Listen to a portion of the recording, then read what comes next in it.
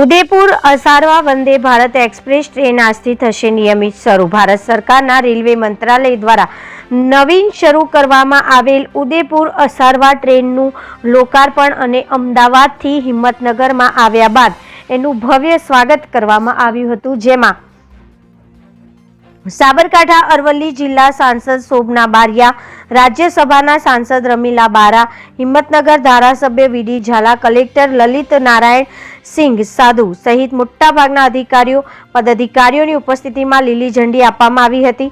આ કરવામાં આવેલા ભવ્ય સ્વાગત બાદ લોકસભા સાંસદ શોભના બારિયાના જણાવ્યા મુજબ તારીખ 18 ફેબ્રુઆરી બુધવારથી અસારવા ઉદયપુર વંદે ભારત એક્સપ્રેસની સેવા આજથી નિયમિત રીતે શરૂ થઈ ગઈ છે।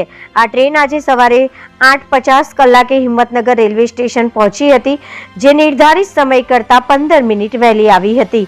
સાથે જ ટ્રેનની અંદર મુસાફરોની જગ્યા જોતા બહુ જ ઓછી હતી, પણ ધીરે ધીરે મુસાફરોમાં વધારો થશે એવી આશાજનકની લાગણીઓ રેલવે વિભાગે વ્યક્ત કરી હતી।